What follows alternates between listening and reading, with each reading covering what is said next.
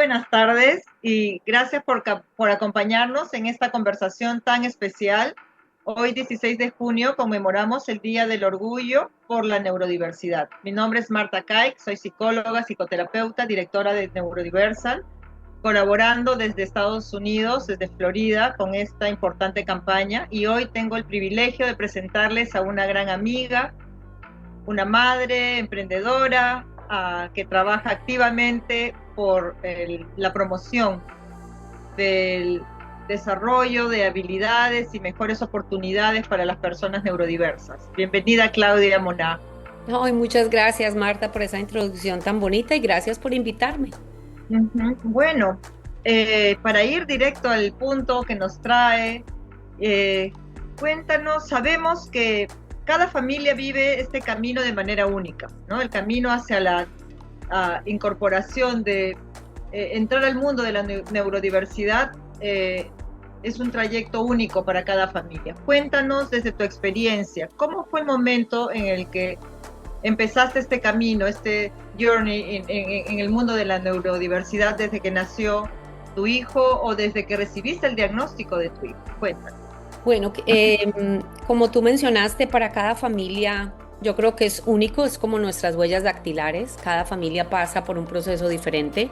Creo que el denominador común es el dolor al principio, porque es algo que no te esperas. La aceptación también, o sea, hay un proceso, digamos que es un proceso, hay un De duelo. duelo, ¿no? Exactamente, es un proceso de duelo. En mi caso hubo mucha negación y yo creo que yo obvié las banderas rojas. Mi hijo andaba en puntillas, mi hijo no se comunicaba bien, mi hijo lloraba mucho, mi hijo no hacía contacto visual, pero yo obvié esas banderas, preferí obviarlas, creo que como un mecanismo de defensa para pensar que nada estaba pasando. Era mi primer referente, yo no tengo más hijos y creo que también parte de inmadurez mía y el hecho también, como dije anteriormente, de la negación. A mí me costó mucho, buscamos segundas opiniones, fuimos donde diferentes neurólogos, hasta que un neurólogo me dijo, yo le puedo decir a usted que su hijo está completamente bien y entonces usted no va a buscar los servicios. O le puedo decir que sí, su hijo está en el espectro del autismo y la intervención temprana es clave.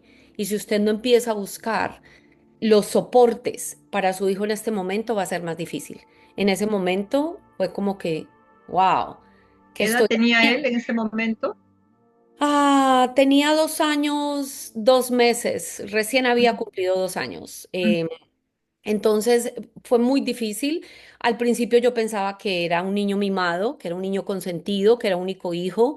Mi esposo y yo, como mencioné antes, no había otro referente. Entonces pensamos, oh, todo está bien. Alguna vez en nuestro vecindario donde vivíamos, una maestra de preescolar me dijo, Claudia, perdón que te diga, pero ¿tú no crees que tu niño tiene autismo? Y yo, ¿autismo? ¿Cómo se te ocurre? No, simplemente él es un niño tímido.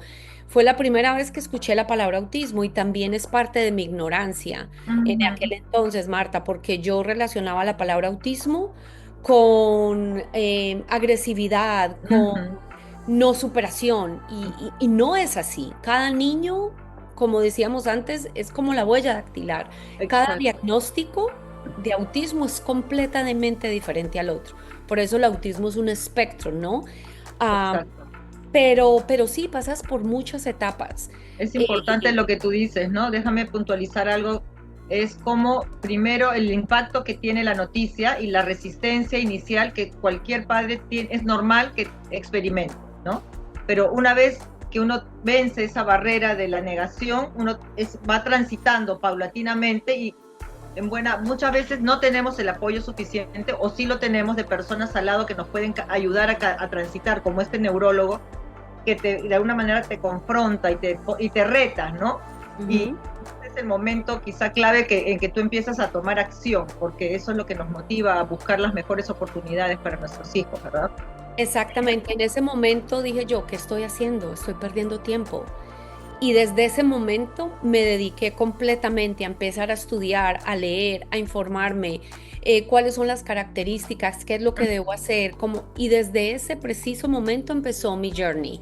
Ujú, Digamos que yo estuve un año y medio más o menos en ujú. negación, y decía, él tiene un poquito de Es autismo. leve, es leve. Leve, como muchos, exacto. Y empecé yo misma a educarme y a entender que esto no es una sentencia de muerte, Así que es, ¿no? Y además, simplemente... Ujú. ajá, estamos hablando de que hay grados, ¿no? La gente dice, no, ¿qué grado tiene? Y no, no hay grados, él es único en su individualidad y se expresa en su individualidad, ¿no? Exactamente. Ujú. Ya. Dime, ¿qué cambios se dieron en la dinámica familiar desde entonces, en tu familia, con tu esposo? Porque hay un impacto, ¿no? Y definitivo, en la familia, los abuelos, los tíos, los amigos, hay toda una configuración social, un networking que nos acompaña, ¿no?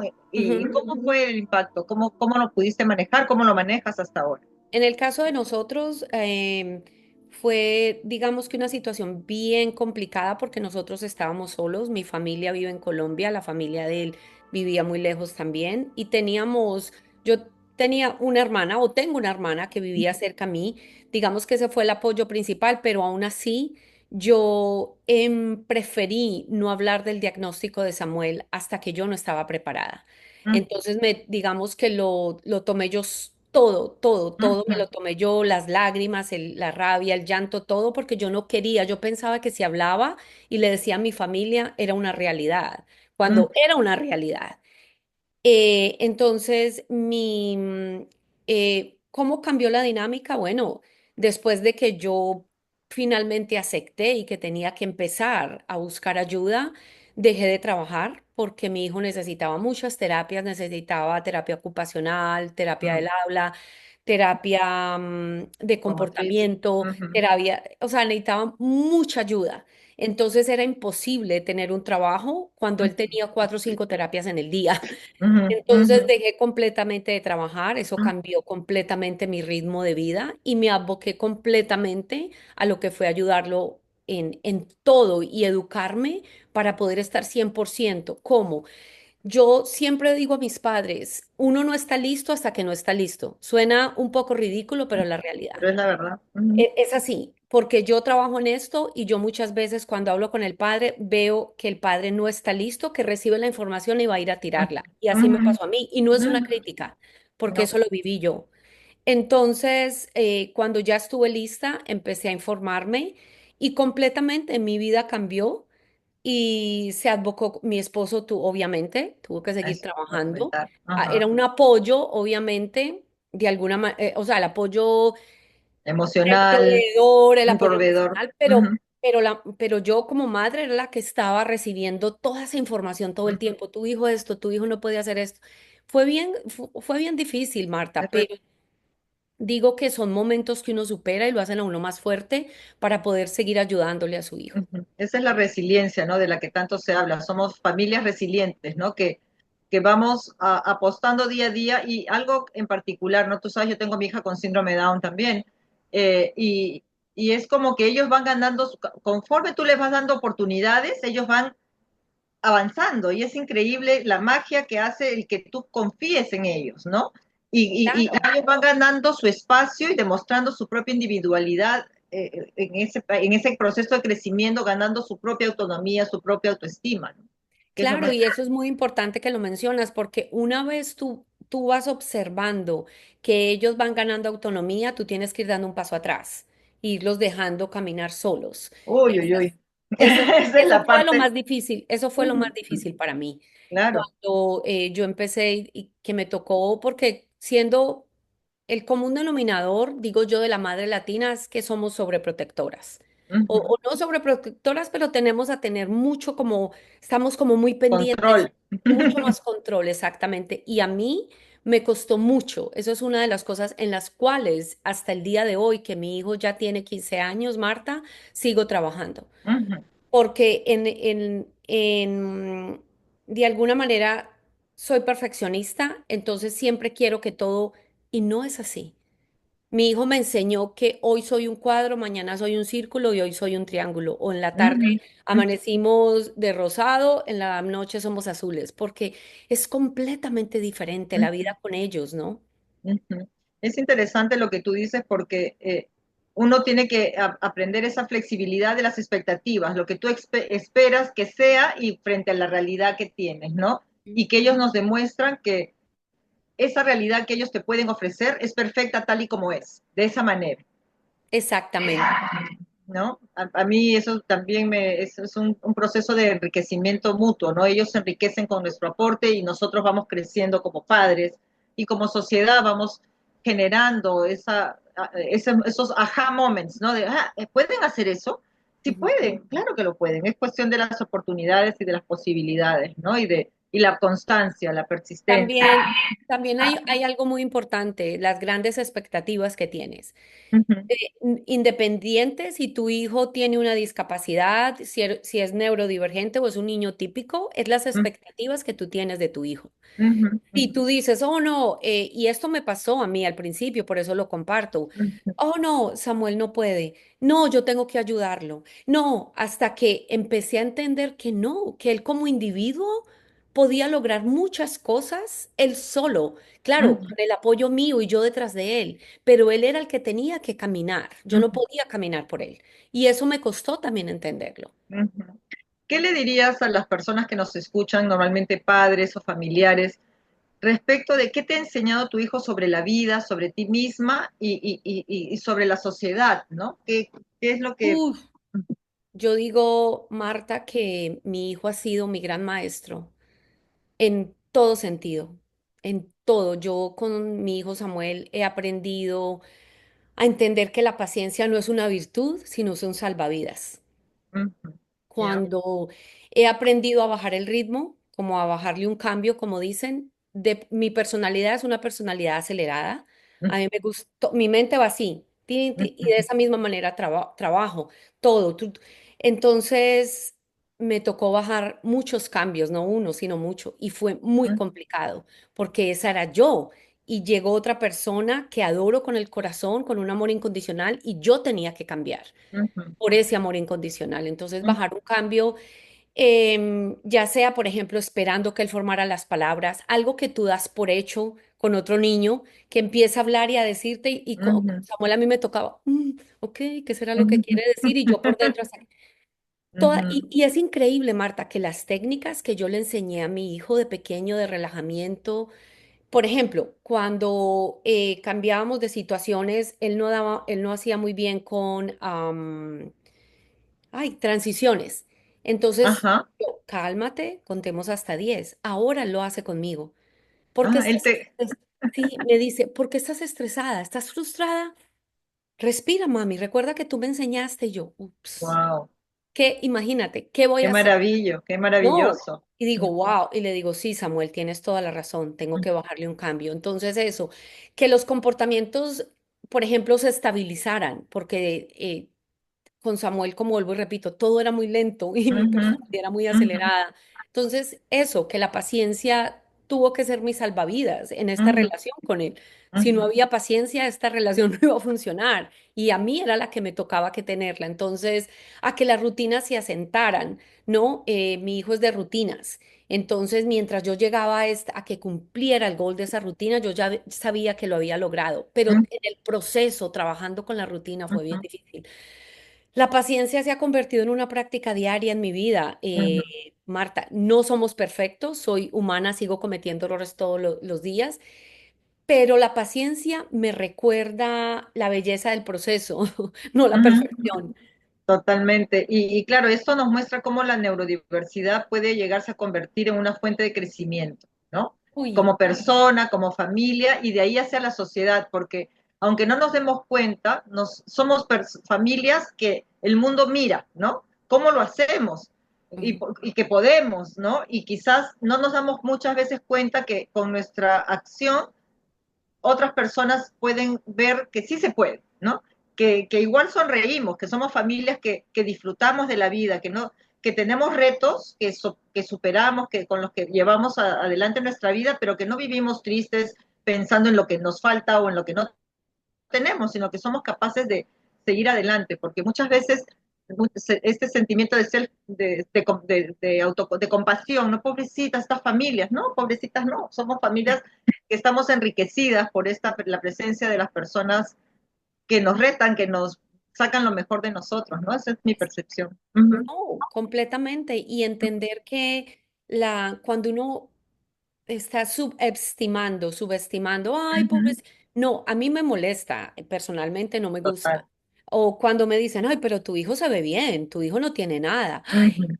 Ah, no, yo me lo inventé. Yo inventé que mi hijo tiene autismo y que no puede expresarse bien y que le cuesta la comunicación y que no, o sea, esa es otra parte que digamos que es un reto también. Mi hijo no tiene una discapacidad física, es una Observable. exactamente, no tiene una discapacidad que tú puedes ver, la discapacidad es cognitiva, Uh -huh. entonces es invisible y es bien complicado porque me ha sucedido cantidad de veces donde la gente te mira y te cuestiona. Uh -huh. Entonces, pero también me ha enseñado Samuel que el amor no siempre se manifiesta como la sociedad lo espera. El amor se puede manifestar, por ejemplo, en una mirada tranquila, como Uh él lo -huh. hace, o en un aleteo de las manos, Uh -huh. o Uh en una -huh. obsesión increíble por jugar con trenes o dinosaurios. Uh -huh. Y a la final es amor, y es un amor perfecto y es Así inquebrantable. es. Uh -huh. Entonces, eso es algo muy que yo experimento cada día. Maravilloso lo que dices, me encanta, porque esa es la forma como también nosotros vamos moviendo el mundo, moviendo la sociedad, ¿no? De a poquito, porque es un cambio que se da lento, ¿no? No Y es sabes, fácil. Quisiéramos ir más rápido en este proceso de concientizar a la sociedad. Uh Ujú. -huh. Y yo diría que más Sí. lento de lo que nosotros esperamos, porque a veces en toda, digamos, lo que nos toca, en todos los servicios que nos toca buscar para nuestros hijos, está la burocracia. Y nosotros como padres queremos que todo se haga rápido, estoy perdiendo el tiempo, si no hago esta terapia, ¿qué va a pasar? Se cumplen. Y todos son guidelines, ¿no? Pero a veces Uh -huh. la burocracia no deja que pase, no deja que suceda de una manera orgánica, no deja que el niño pueda desarrollarse con los servicios de una manera orgánica. Porque, por ejemplo, los guidelines, si a esta hora no hace eso, entonces ya, pase y sigamos a otra cosa. No es así. Para nuestros hijos no sucede así. Hay un tiempo para todo, como yo te vuelvo y lo repito, a mí me ha costado mucho el hecho del tiempo. Me parece que yo quiero que todo vaya más rápido, pero no se puede. Y es eso, ¿no? También que la fuerza y el amor no es ruidoso. Y te voy a decir por qué. Por ejemplo, mi hijo se enfrenta a desafíos diarios que la mayoría de la gente no ve, como vuelvo y digo, porque no tiene una discapacidad Uh -huh. visible. Entonces, por ejemplo, desde la sobrecarga sensorial hasta la confusión social, porque la parte, él no entiende los pragmáticos muchas veces, los social clues, como dicen. Entonces, por Los ejemplo, si dobles sentidos. Uh -huh. Uh -huh. exactamente, el sarcasmo, todo eso. Entonces, si alguien se le acerca y le hace una pregunta o si dos personas empiezan a hablarle al mismo tiempo, para él eso ya es, wow, me sobrecargué y no sabe qué hacer porque también la comunicación de él es muy limitada. Entonces, cuando yo veo, por ejemplo, todo eso, o sea, toda esa sobrecarga de emoción que él vive y cómo las enfrenta, para mí, eso es lo más valiente que he presenciado. Y te lo digo Ya. porque, por Y eso, ejemplo, ajá. nosotras como adultas nos No, dime, dicen, dime. Marta, necesito que des una presentación en neurodiversidad. Tú ya te pones nerviosa, así tengas todo el conocimiento, hay cierto nerviosismo. Claudia, tienes que hacer una presentación, tienes que hacer un webinar, igual tienes que prepararte a estudiar. Entonces, para mí, el hecho de esa valentía de nuestros hijos, de enfrentarse a a la Uh -huh. sociedad, de enfrentarse a un estigma, para mí eso es lo más valiente. Yo lo que aprendí es que cuando tú los miras con autoestima, ellos crecen con autoestima. Cuando tú miras las posibilidades que ellos tienen, porque normalmente cuando uno recibe un diagnóstico, uno lo primero que se enfoca es en lo que falta, en lo que no tienen, en lo que no van a lograr. Entonces, hacer ese cambio, se trabaja en lo que no hay, se trabaja en lo que falta, mirando lo que existe, ¿no? Mirando lo que sí hacen y reforzando esa parte de ellos que está ahí intacta, ¿no? Y creo que y cuando crecen con ese mindset, con esa forma de verse a sí mismos, ellos crecen con seguridad y dan pasos seguros en la vida, porque no, de alguna manera encuentran ese entorno que los favorece, ¿no? Desde tu experiencia, ¿qué significa realmente la inclusión? ¿Cómo vives la inclusión? ¿Cómo la has vivido desde el momento del diagnóstico, cuando has abordado escuelas? Pensando desde la parte, aquí en Florida, en Estados Unidos y en Florida en particular, ¿cómo es tu experiencia? Para un poco ilustrar, porque sabes que nos estamos reuniendo personas de distintas partes del mundo, ¿no? Claro, claro. En este Mi ejercicio. Ujú, experiencia, ¿qué te digo? Yo digo que el mundo todavía y nosotros en general no estamos diseñados para la neurodiversidad todavía. Nos falta mucho que aprender, a nosotros también, a todos. Yo sigo aprendiendo todos los días con Samuel, con los niños con los que trabajo, con las madres con las que trabajo. Y creo que es muy difícil cuando, y no es culpa de la gente, hay ignorancia, hay gente que ujú, o les atañe el tema, entonces no les interesa, ¿no? ¿Me ujú, entiendes? Y yo me he encontrado, por ejemplo, con mamás, mamás de niños típicos en situaciones en las cuales han dicho cosas que para mí no tienen sentido. Mi hijo estaba ujú. participando, por ejemplo, en una competencia de natación con niños típicos y una de las madres se me acerca y me dice, mi doctor me dice que los niños con discapacidades, el gran porcentaje son latinos. Y exactamente, ¿me entiendes? Exactamente. Entonces, ahí, exactamente, esa fue mi reacción. Dentro de mí dije, qué mujer más ignorante, pero pobrecita, ¿me entiendes? No ve más allá Ujú, y ujú, no entiende que hay algo que es más cierto que cualquier cosa, Marta. La discapacidad es la única cosa que tenemos segura en la vida.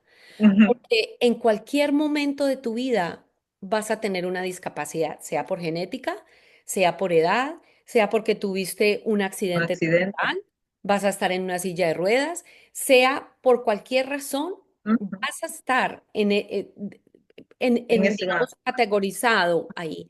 Entonces, solo la miré y no le contesté porque en ese momento dije, o sea, no encontré ni qué Sí, decirle. sí, el primer gran rol de las familias es ayudar en esta concientización, ¿no? Tenemos que tener mucha paciencia, mucha tolerancia, mucha compasión con el resto y empezar a informar, Exactamente. porque es la información y yo también tengo esa percepción como tú, yo también he experimentado, y en el caso de Rebeca, por ejemplo, que sí, su discapacidad es más visible, pero conforme ella ha estado más, conforme ella, imagínate, a mí me pasaba al revés a veces, que conforme ella estaba incluida y hacía cosas regularmente como los demás, porque estaba muy incluida en el entorno escolar, etcétera, social, me preguntaban, ¿realmente tiene síndrome de Down? O sea, me pasaba lo opuesto, oye, pero toca piano, ¿puedes tocar piano? Por supuesto, ¿no? O sea, es cuestión de las oportunidades, de la persistencia, la constancia y darle los espacios para desarrollar su potencial.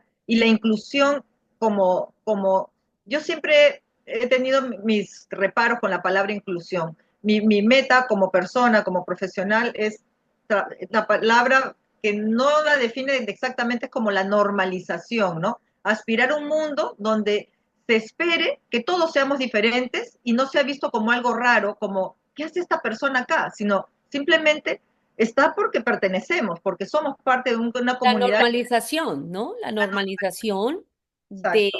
de algo que tiene que ser normal. Por eso la importancia de la inclusión no es solo la tolerancia, ¿no? No. Uh -huh, Solo no es, la tolerancia no basta. Mi hijo y todos los demás niños neurodivergentes merecen ser incluidos y uh -huh. participar de una manera como cualquier otro niño. Desde la O sea, aceptación. Uh -huh. exactamente, desde la aceptación. Algo que he aprendido yo mucho, Marta, en este proceso es que la aceptación y la inclusión no se puede forzar.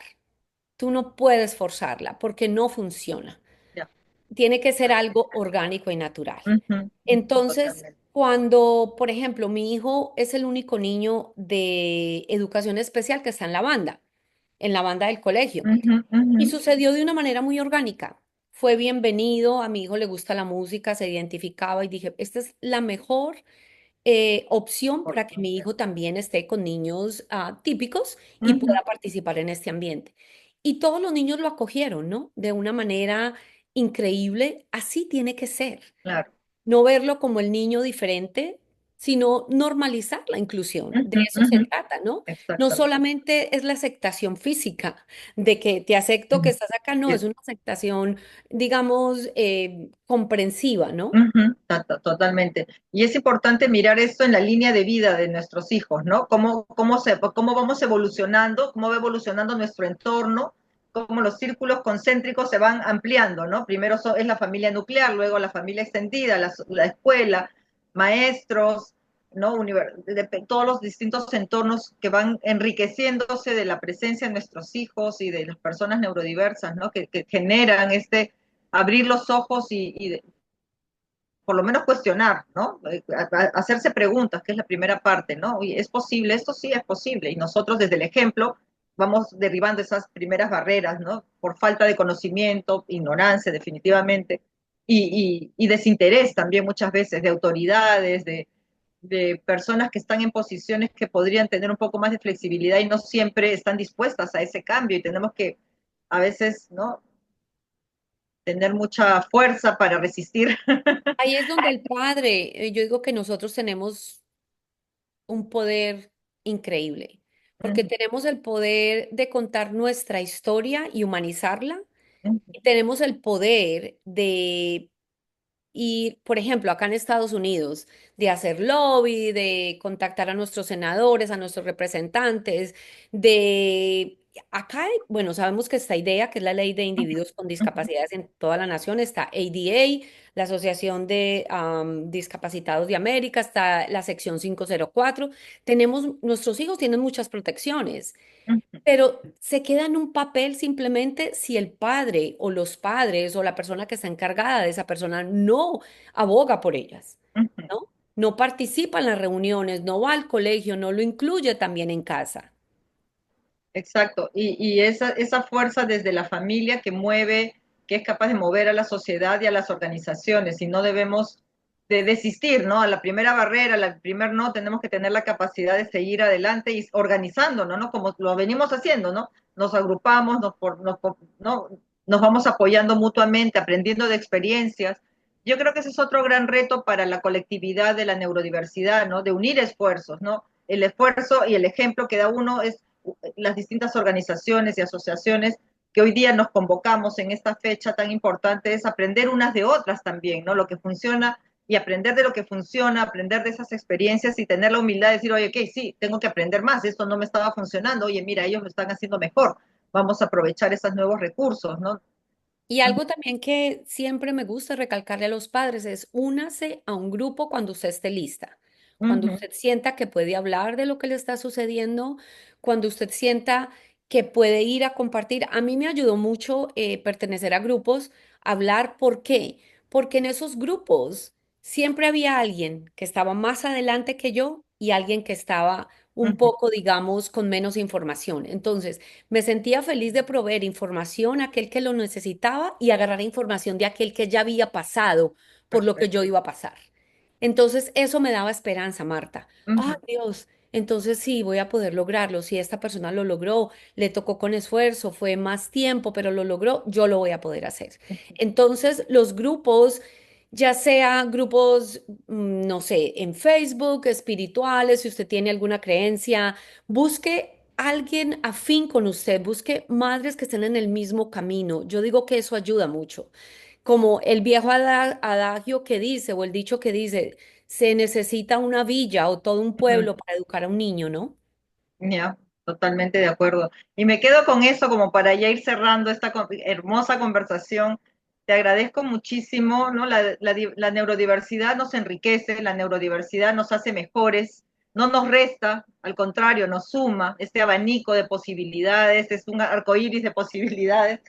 Y qué mejor que este momento, este día, para poderlo celebrar y levantar nuestra voz, ¿no? Y no dejar de levantar nuestra voz cuando podamos. Muchísimas Exactamente. gracias, Con Claudia, mucho gusto. por Y este siempre, espacio. claro, gracias por invitarme. Y quiero recordarle a los padres que hay momentos difíciles, claro.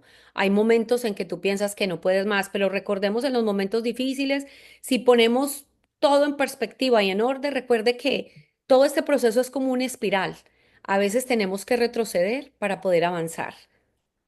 Exactamente. Muchas gracias a todos ustedes que nos acompañan hoy y Gracias. sigamos celebrando la neurodiversidad cada día. Claro Un que gran sí. abrazo. Gracias, Marta. Gracias. Bye bye.